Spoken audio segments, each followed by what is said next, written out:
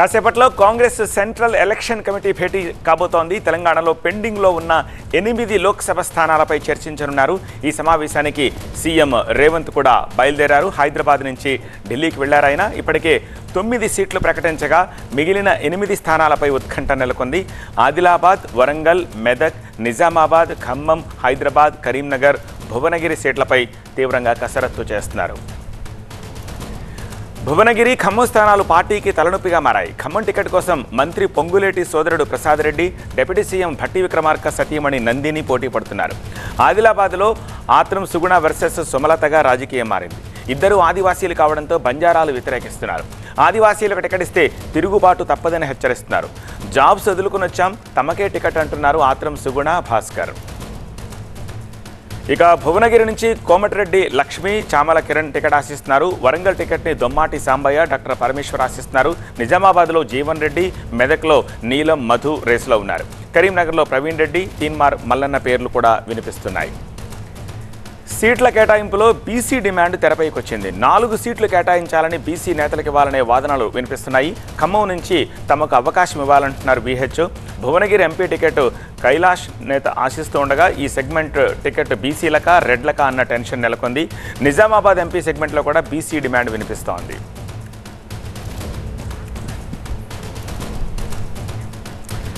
మా associate editor Mahatma Delhi నుంచి మరింత సమాచారం అందిస్తారు. మహాత్మా, 1 షాట్లో ఈ మిగిలిన 8 స్థానాలు ప్రకటిస్తారా, లేకపోతే ఇవాళ కొన్ని ప్రకటించి ఇంకొక లిస్టులో ప్రకటించే అవకాశం ఏమైనా ఉందా? మోస్ట్ లైక్లీ ఇవాల్టి సమావేశంలోనే మిగతా 8 స్థానాలకు కూడా అభ్యర్థులను ఖరారు చేసే అవకాశం ఉంది. ఎందుకంటే తెలంగాణలో ఉన్న 17 లోక్సభ నియోజకవర్గాలకు సంబంధించి బీజేపీ, బీఆర్ఎస్ 2 పార్టీలు మొత్తం అన్ని స్థానాలకు అభ్యర్థులను ప్రకటించేసాయి. దాంతో ఆ అభ్యర్థులు ప్రచార పర్వంలో కాంగ్రెస్ కంటే అడ్వాంటేజ్ తీసుకుని ముందుకెళ్ళిపోతున్నారు. కాబట్టి కాంగ్రెస్ కూడా అభ్యర్థుల్ని ఈ 1 షాట్ తోటి కంప్లీట్ చేసేయాలని చెప్పి భావిస్తోంది. అందుకు తగిన ప్రైమరీ ఎక్సర్సైజ్ అంతా కూడా రాష్ట్ర స్థాయిలోనే జరిగింది. ఏ నియోజకవర్గానికి ఎవరెవరిని పరిశీలించాలి, షార్ట్ లిస్ట్ చేసిన జాబితాను అధిష్టానం దగ్గరికి ఎలా తీసుకురావాలన్న కసరత్తు అంతా ముందుగా రాష్ట్ర స్థాయిలోనే చేసుకుని ఇక్కడికి వచ్చారు. కొద్దిసేపటి క్రితమే తెలంగాణ సీఎం, టీపీసీసీ అధ్యక్షుడుగాను ఉన్న రేవంత్ రెడ్డి చేరుకున్నారు. ఉదయమే డిప్యూటీ సీఎం మల్లు భట్టి విక్రమార్క చేరుకున్నారు. ఉత్తమ్ కుమార్ రెడ్డి కూడా చేరుకున్నట్టుగా తెలుస్తోంది. ఈ ముగ్గురు ఈ సాయంత్రం 6 గంటలకని చెప్పారు. కాస్త అటు ఇటుగా ప్రారంభం కావచ్చు. ఈ సాయంత్రం ప్రారంభమయ్యే కాంగ్రెస్ సెంట్రల్ ఎలక్షన్ కమిటీ సమావేశంలో ఈ ముగ్గురు పార్టిసిపేట్ చేస్తారు. మొత్తం 8 నియోజకవర్గాలకి అభ్యర్థులను ఖరారు చేసే అవకాశం ఉంది. ఇందాక మీరు చెప్పినట్టు భువనగిరి, ఖమ్మం ఈ 2 నియోజకవర్గాలు కొంత తలనొప్పిగా మారిన పరిస్థితి కనిపిస్తూ ఉంది. ఖమ్మం నుంచి అటు డిప్యూటీ సీఎం భట్టి విక్రమార్క సతీమణి నందిని, అలాగే రాష్ట్ర మంత్రివర్గంలో ఉన్న పొంగులేటి శ్రీనివాసరెడ్డి సోదరుడు ప్రసాద్ రెడ్డి ఇద్దరూ పోటీ పడుతున్న నేపథ్యంలో ఎవరికి ఇస్తారు ఏంటి అన్నది ఆసక్తికరంగా మారింది. మల్లు భట్టి విక్రమార్క కుటుంబం నుంచి ఆల్రెడీ మల్లు రవికి నాగర్ కర్నూలు ఎంపీ టికెట్ ఇచ్చిన నేపథ్యంలో ఒకే కుటుంబంలో ఇద్దరికి పదవులు అయ్యాయి. మరి 3వ వ్యక్తికి కూడా ఇస్తారా లేదా అన్నది చూడాల్సి ఉంటుంది. ద సేమ్ వే భువనగిరిలో కోమటిరెడ్డి బ్రదర్స్ ఇద్దరు ఆల్రెడీ ఎమ్మెల్యేలుగా ఉండగా కోమటిరెడ్డి వెంకటరెడ్డి మంత్రిగా కూడా ఉన్నారు. ఇప్పుడు రాజగోపాల్ రెడ్డి సతీమణి లక్ష్మి భువనగిరి టికెట్ ఆశిస్తున్నారు. సో అక్కడ ఆమెకి ఇస్తారా, లేదంటే చామల కిరణ్ కుమార్ రెడ్డికి ఇస్తారా? ఈ ఇద్దరిని కాదని సామాజిక సమీకరణాల లెక్కలు వేసుకుని బీసీ అభ్యర్థి ఎవరికైనా ఇస్తారా అన్నది అక్కడ కూడా ఆసక్తికరంగా మారింది. ఇంతేకాదు రిజర్వ్డ్ నియోజకవర్గాలైనప్పటికీ కూడా సోషల్ ఈక్వేషన్స్ని పరిగణలోకి తీసుకుని అభ్యర్థులను ఎంపిక చేసే కసరత్తు చేస్తున్నారు.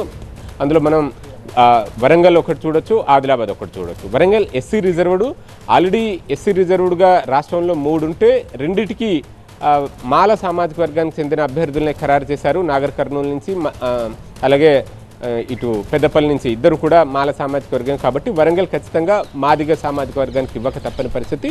ఆ క్రమంలో సాంబయ్య పేరుతో పాటుగా డాక్టర్ పరమేశ్వర పేరు వినిపిస్తుంది. అలాగే వెరీ రీసెంట్గా పార్టీలో బీఆర్ఎస్ నుంచి వచ్చిన సిట్టింగ్ ఎంపీ పసునూరు దయాకరు, ఇంకా మరి కొంతమంది కూడా పోటీలో పేర్లు వినిపిస్తున్నాయి. బట్ అల్టిమేట్గా అధిష్టానం ఎవరిని డిసైడ్ చేస్తుంది అన్నది చూడాల్సి ఉంటుంది. ఆదిలాబాద్ కూడా అంతే. ఉన్న 2 ఎస్టీ రిజర్వ్డ్ నియోజకవర్గాలు, ఒకటి ఆదివాసీలకి ఇస్తారు, ఒకటి బంజారాలకు ఇస్తారు. ఆల్రెడీ బంజారాలకు మహబూబాబాద్ ఇచ్చారు కాబట్టి ఆదిలాబాద్ ఆదివాసీలకు ఇవ్వక తప్పని పరిస్థితి ఏర్పడింది. ఇప్పుడు అక్కడ ఎవరిని ఫైనల్ చేస్తారు అన్నది ఆసక్తికరంగా మారింది. ఇలా మొత్తం ఒక్కొక్క నియోజకవర్గానికి సంబంధించి పూర్తి స్థాయిలో కసరత్తు చేసుకున్న జాబితానే ఈ నేతలు తీసుకుని వచ్చారు. అధిష్టానం ఇవాళ దాదాపు 8 స్థానాలకు కూడా అభ్యర్థులను ఖరారు చేసే అవకాశం ఉంది. రైట్ మహాత్మా. మహబూబ్ నగర్ స్థానిక సంస్థల ఎమ్మెల్సీ ఉప ఎన్నిక పోలింగ్ అంతా రెడీ అయింది. పోలింగ్ కేంద్రాలకి ఎన్నికల నిర్వహణ మెటీరియల్ పంపించారు అధికారులు. కాంగ్రెస్ నుంచి మన్నె జీవన్ రెడ్డి, బీఆర్ఎస్ నుంచి నవీన్ కుమార్ రెడ్డి మరొక స్వతంత్ర అభ్యర్థి బరిలో ఉన్నారు. ఉమ్మడి జిల్లా వ్యాప్తంగా ఎమ్మెల్సీ ఉప ఎన్నికకి మొత్తం 10 పోలింగ్ కేంద్రాలు ఏర్పాటు చేశారు. మొత్తం 1439 మంది స్థానిక సంస్థల ప్రజాప్రతినిధులు తమ ఓటు హక్కు వినియోగించుకోనున్నారు. ఇందులో 888 మంది ఎంపీటీసీలు, 83 మంది జెడ్పీటీసీలు, 449 మంది కౌన్సిలర్లు ఉన్నారు. 14 మంది ఎమ్మెల్యేలు, 2 ఎమ్మెల్సీలు, 2 ఎంపీలు ఎమ్మెల్సీ ఎన్నికల్లో ఓటు వేయనున్నారు. పార్టీల వారీగా బలాబలాలు చూస్తే బీఆర్ఎస్ కు 840 మంది స్థానిక సంస్థల ప్రజాప్రతినిధులు ఉన్నారు. కాంగ్రెస్ కి 450కి పైగా స్థానిక సంస్థల ప్రజాప్రతినిధులు ఉన్నారు. బీజేపీ, ఇతర పార్టీలు, స్వతంత్రులు కలిపి మరో 100 మందికి పైగా ఓట్లున్నాయి. ఇక ఎమ్మెల్సీ ఎన్నికల్లో బలం లేకపోయినా అభ్యర్థిని బరిలోకి దింపింది కాంగ్రెస్. ఇప్పటికే బీఆర్ఎస్ నుంచి భారీగా ప్రజాప్రతినిధుల్ని చేర్చుకుంటోంది. ప్రధానంగా క్రాస్ ఓటింగ్ నే కాంగ్రెస్ నమ్ముకుంది. ఇప్పటికే 2 పార్టీలు గోవాలో క్యాంపులు కూడా ఏర్పాటు చేశాయి. స్థానిక సంస్థల ప్రజాప్రతినిధుల క్యాంప్స్ నుంచి వాళ్ళందరినీ కూడా క్యాంపుల నుంచి నేరుగా రేపు పోలింగ్ కేంద్రాలకు తరలిస్తారు. మా ప్రతినిధి శివకుమార్ లైవ్ లో జాయిన్ అవుతున్నారు మరింత సమాచారం అందించడానికి. శివకుమార్,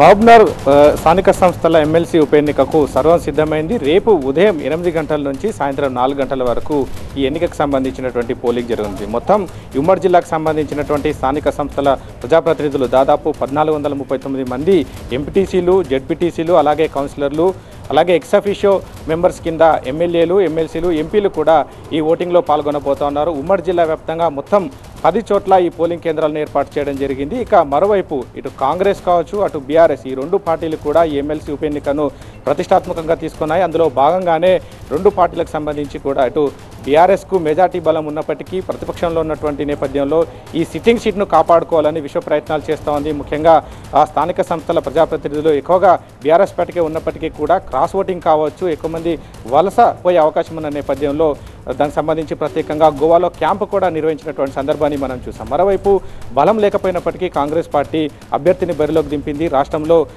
అధికారం చేపట్టిన తర్వాత మొదటిసారి జరుగుతున్నటువంటి ఎన్నికకు సంబంధించి ఖచ్చితంగా విజయం సాధించాలన్నటువంటి లక్ష్యంతోనే ఈ ఎన్నికల్లో బరిలోకి దిగినటువంటి సందర్భం అయితే కనిపిస్తోంది. అయితే మొత్తంగా చూస్తే మాత్రం ఈ ఎన్నికకు సంబంధించి స్థానిక సంస్థల ప్రజాప్రతినిధులు చాలా తక్కువ మంది ఉన్న నేపథ్యంలో ఇటు వలసలు కావచ్చు, మరోవైపు పోలింగ్ సందర్భంగా క్రాస్ ఓటింగ్ పైనే పూర్తిగా ఈ ఎన్నిక అయితే ఆధారపడినట్టుగా తెలుస్తుంది. ముఖ్యంగా కాంగ్రెస్ పార్టీ అయితే క్రాస్ ఓటింగ్ని నమ్ముకుని ఉన్నట్టుగా అయితే తెలుస్తుంది. ఇప్పటికే అటు ఆపరేషన్ ఆకర్షణ కూడా అమలు చేసినప్పటికీ అంత మేర ఫలితం అయితే ఇవ్వలేదు. ఎందుకంటే బీఆర్ఎస్ సంబంధించినటువంటి నియోజకవర్గాల వారిగా వారంతా కూడా గోవాలో క్యాంప్ ఏర్పాటు చేయడంతో వారిని రీచ్ కావడం కొంత కష్టంగా మారినటువంటి సందర్భం అయితే కనిపించింది. అయినప్పటికీ కూడా గత ప్రభుత్వంలో ఎంపీటీసీలు కావచ్చు, జెడ్పీటీసీలు, కౌన్సిలర్లకు జరిగినటువంటి అనుభవాల దృష్ట్యా వారంతా కూడా కాంగ్రెస్కే ఓటు వేస్తారని అయితే ముఖ్య నేతలు అయితే భావిస్తూ ఉన్నారు. ఏదేమైనప్పటికీ రేపు ఉదయం నుంచి నేరుగా అంటే క్యాంపుల నుంచి నేరుగా ఉదయం 8 గంటల తర్వాత వీరంతా కూడా పోలింగ్ కేంద్రాలకు వచ్చే అవకాశం ఉన్నట్టుగా తెలుస్తుంది. నియోజకవర్గాల వారిగా ఇప్పటికే క్యాంపులకు తరలి వెళ్లిన నేపథ్యంలో వారంతా కూడా రేపు ఉదయం 10 గంటల లోపు ఈ పోలింగ్ కేంద్రాలకు చేరుకునే అవకాశం అయితే ఉంది.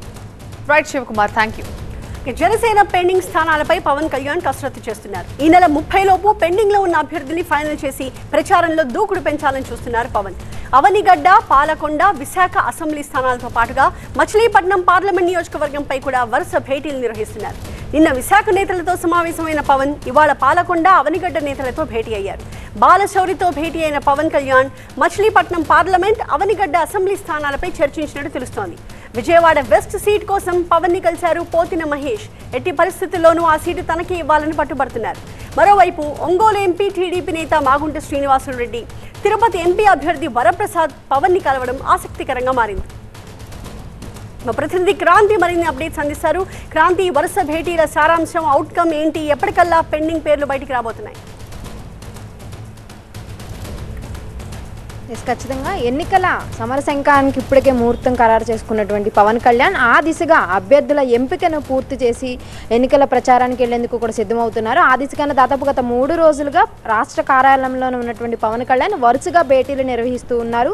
ఇక నిన్న వైజాగ్కి చెందినటువంటి వారితో సమావేశం నిర్వహించిన పవన్ కళ్యాణ్ ఇవాళ పాలకొండ, అవినిగడ్డ అండ్ అలాగే మచిలీపట్నం పార్లమెంటుకు చెందినటువంటి బాలశౌరితో కూడా భేటీ అయ్యారు. ఓవరాల్గా ఇప్పటి వరకు కూడా పార్లమెంట్ 21 స్థానాల్లో అసెంబ్లీ 21 స్థానాల్లో పవన్ కళ్యాణ్ 18 మందిని అనౌన్స్ చేశారు. పెండింగ్లో ఉన్నటువంటి 3 స్థానాలకు సంబంధించి కసరత్తు చేస్తూ ఉన్నారు. ఇక పార్లమెంట్ స్థానానికి సంబంధించి ఒకదానికి ఇప్పటికే అనౌన్స్ చేశారు. ఇక మరొక మచిలీపట్నం పార్లమెంటు స్థానానికి సంబంధించి కూడా కసరత్తు చేస్తూ ఉన్నారు. మరోపక్క మనం చూసుకుంటే కనుక విజయవాడ వెస్ట్ సీటుకి సంబంధించి పోతిన మహేష్ తనకు సీటు కావాలని పట్టుబడుతున్న నేపథ్యంలో ఇవాళ పోతిన మహేష్ మరోసారి పవన్ కళ్యాణ్ కలిసినటువంటి పరిస్థితి కనిపిస్తోంది.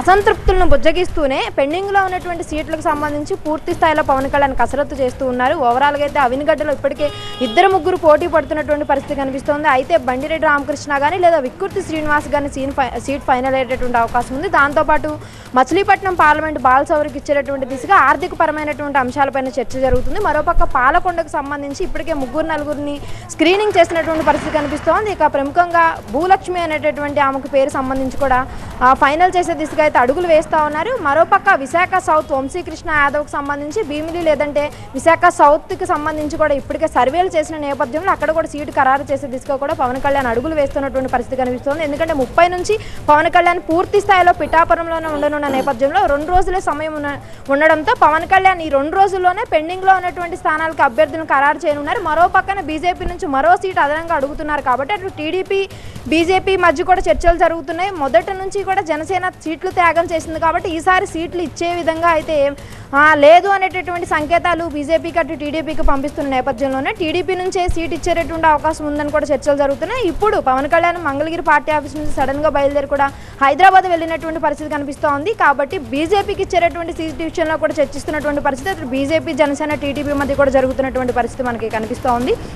మరోపక్క మనం చూసుకుంటే కనుక ఇప్పటికే ఏదైతే తిరుపతికి సంబంధించి పూర్తి స్థాయిలో అక్కడ కేడర్ నుంచి వ్యతిరేకత వస్తుంది కాబట్టి ఎక్కడికక్కడ టీడీపీ జనసేన మధ్య సమన్వయ లోపం లేకుండా వాళ్ళని బుజ్జగిస్తూ అందరూ కలిసికట్టుగా పనిచేయాలనే దిశగా కూడా పవన్ కళ్యాణ్ ఇప్పటికే అందరి నేతలకి కూడా సూచిస్తూ ఉన్న నేపథ్యంలోనే అక్కడ పోటీ చేస్తున్నటువంటి ఎమ్మెల్యే అభ్యర్థులు ఇప్పటికే మనం చూసుకుంటే కనుక మిగతా నియోజకవర్గాల్లో అందరూ కూడా కలిసి సమన్వయంతో పనిచేయాలని గత 2 రోజుల క్రితమే సమావేశాలు పెట్టారు. అండ్ అలాగే ఇవాళ మహిళలతో ఏదైతే వీర మహిళలకు సంబంధించి ప్రత్యేకమైనటువంటి కమిటీలు ఏర్పాటు చేసి నియోజకవర్గ ఇన్ఛార్జీలుగా నియమించే దిశగా కూడా సమావేశం పెట్టారు. ఇక దాంతోపాటు ఎవరైతే కూటమిలో ఎంపీ అభ్యర్థులుగా పోటీ చేస్తున్నారు వాళ్ళందరూ కూడా వరుసగా పవన్ కళ్యాణ్ కలుస్తూ ఉన్నారు. అక్కడ లోకల్గా ఉన్నటువంటి జనసేన నేతల నుంచి సహకారం అందించాలని చెప్పి కూడా రిక్వెస్ట్ చేస్తున్నటువంటి పరిస్థితి ఓవరాల్గా కనిపిస్తోంది. ఏదేమైనప్పటికీ కూడా పవన్ కళ్యాణ్ ఇప్పటికే క్లియర్గా చెప్పడం జరిగింది. జనసేన ఖచ్చితంగా 21 అసెంబ్లీ స్థానాల్లో పోటీ చేస్తుంది, 2 పార్లమెంట్ స్థానాల్లో కూడా పోటీ చేస్తుంది. ఇకపైన నేను పిఠాపురంలోనే ఉంటానని చెప్పారు కాబట్టి ఈ 2 రోజుల్లో పూర్తి చేసి 30వ తారీఖు నుంచి పిఠాపురం వెళ్లే దిశగా కూడా పవన్ కళ్యాణ్ అడుగులు వేస్తున్నారు. Right, thank you Kranti. ఇక విజయనగరం జిల్లా ఎస్కోట నియోజకవర్గం వైసీపీలో అసమ్మతి నెలకొంది. సొంత పార్టీ ఎమ్మెల్సీ రఘురాజుపై శాసనమండలి చైర్మన్కి ఫిర్యాదు చేశారు మండలి విప్ పాలవలస విక్రాంత్. ఎమ్మెల్సీ రఘురాజుపై అనర్హత వేటు వేయాలని మండలి సెక్రటరీ రామాచార్యులకు కంప్లైంట్ చేశారు. ఎమ్మెల్సీ రఘురాజు పార్టీ వ్యతిరేక కార్యకలాపాలకు పాల్పడుతున్నారనే ఆరోపణలున్నాయి. ఎస్కోట నియోజకవర్గం ఎమ్మెల్యే కడుబండి శ్రీనివాసరావుని మార్చాలని ఎమ్మెల్సీ రఘురాజు పట్టుబట్టారు. ముఖ్యమంత్రి జగన్ దగ్గర కూడా ఎస్కోట పంచాయతీ నడిచింది. ఇదే సమయంలో రఘురాజు భార్య సుధారాణి దాదాపు 150 మంది మండల స్థాయి ప్రజాప్రతినిధులతో కలిసి లోకేష్ సమక్షంలో టీడీపీ కండువా కప్పుకున్నారు. రఘురాజు వైసీపీలో ఉండడం, అతని భార్య సుధారాణి టీడీపీలో జాయిన్ అవ్వడంతో క్యాడర్లో కూడా కొంత అయోమయం నెలకొంది. రఘురాజు కూడా టీడీపీలో జాయిన్ అవుతారు అన్న ప్రచారంతో ఆయనపై ప్రజాప్రతినిధుల చట్టం ప్రకారం అనర్హత వేటు వేయాలని కోరుతూ ఫిర్యాదు చేశారు మండలి విప్ విక్రాంత్. ఇక మా బ్యూరో చీఫ్ ఈశ్వర్ మరింత సమాచారం అందిస్తారు లైవ్లో. ఈశ్వర్, ఇప్పటివరకు ఈ వ్యవహారంపై రఘురాజు ఏమైనా స్పందించారా?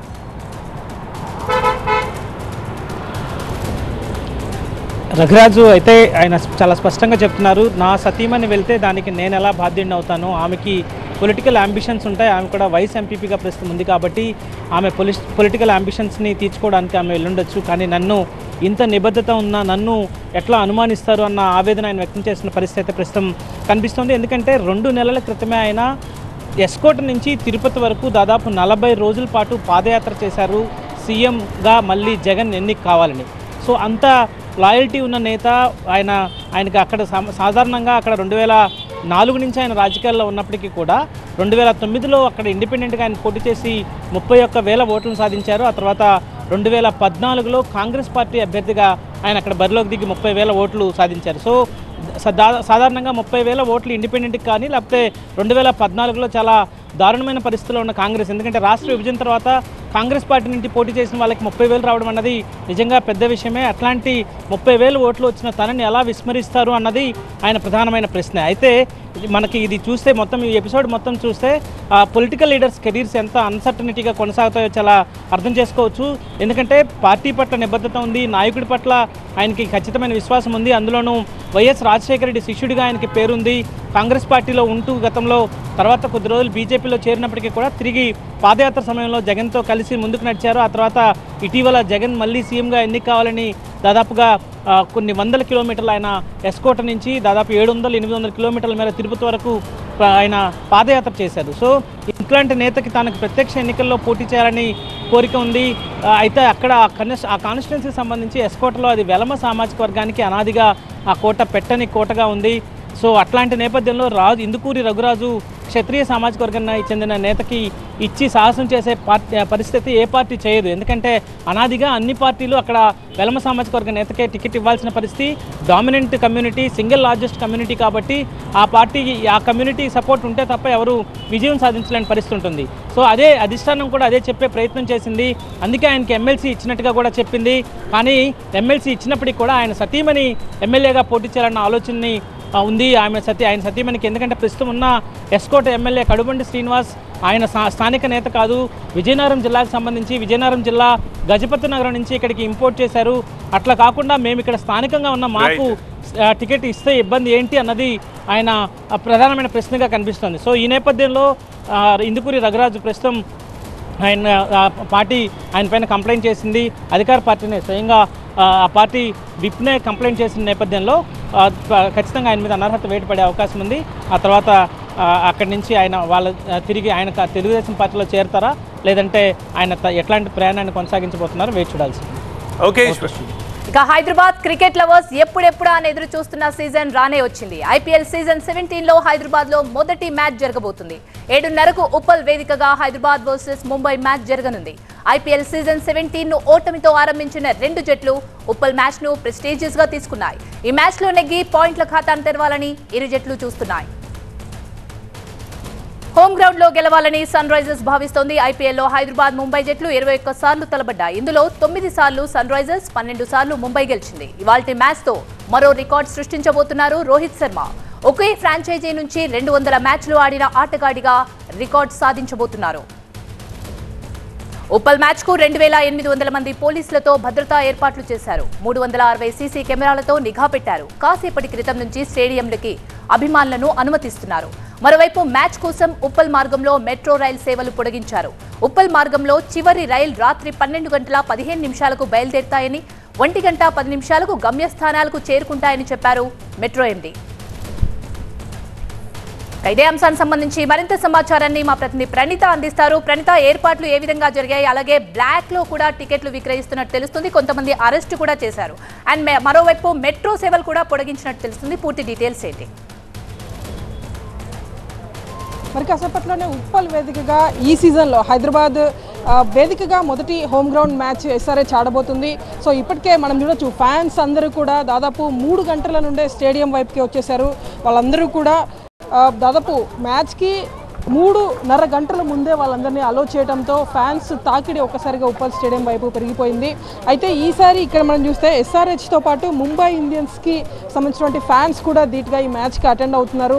ఎందుకంటే రెండు టీమ్స్ కూడా మొదటి మ్యాచ్ ఒకవైపు ఎస్ఆర్హెచ్ కేకేఆర్తో ఓడిపోయింది, మరోవైపు ముంబై గుజరాత్ టీంతో ఓడిపోయింది. సో రెండు టీంలు కూడా మొదటి విజయం కోసం ఈరోజు తలపడుతున్నాయి. కాబట్టి ఖచ్చితంగా రెండు కూడా స్ట్రాంగ్ టీమ్స్గానే ఉన్నాయి. ఈ మ్యాచ్ని తిలకించేందుకు ప్రత్యేకించి ముంబై ఇండియన్స్ ఫ్యాన్స్ దాదాపు అటు ఢిల్లీ, ముంబై, కోల్కతా ప్రాంతాల నుండి కూడా ముంబై ఫ్యాన్స్ ఇక్కడికి తరలి వచ్చారు. మనం చూడొచ్చు, రెండు జెర్సీస్ కూడా ఈక్వల్గానే మనకు కనిపిస్తున్నాయి. రెండు జెర్సీల అభిమానులు కూడా సాధారణంగా హోమ్ గ్రౌండ్లోనే ఎక్కువగా ఫ్యాన్స్ ఉంటారు. కానీ ముంబై ఇండియన్స్కి కూడా ధీటుగా చాలా పెద్ద ఫ్యాన్స్ ఉన్నటువంటి ఫ్రాంచైజీ కాబట్టి రెండు టీమ్స్కి సంబంధించినటువంటి ఫ్యాన్స్ కూడా నువ్వా నేనా అనేటువంటి రీతిలో ప్రతి ఒక్కరు కూడా ఇక్కడికి ఇచ్చేసినటువంటి పరిస్థితి చూస్తున్నాము.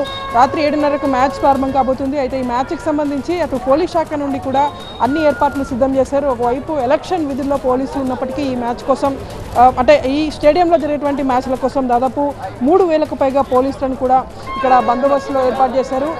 స్టేడియంకి వచ్చేటువంటి మహిళలను ఉద్దేశించి ప్రత్యేకించి ఈవ్ టీజింగ్ నివారణ కోసం స్పెషల్ షీ టీమ్స్ని కూడా మఫ్టీలో దించారు పోలీసులు. మొత్తం స్టేడియం నలువైపులా కూడా దాదాపు 400కు పైగా సీసీ కెమెరాస్ని ఏర్పాటు చేశారు. అటు మౌంటెడ్ పోలీసులు కూడా ఎప్పటికప్పుడు అందుబాటులో ఉండే విధంగా చూస్తున్నారు. మరోవైపు బ్లాక్ టికెట్ల దందాకు సంబంధించి చాలా చోట్ల right. Thank you Praneetha. Right, ఇది ఇవాల్టి 5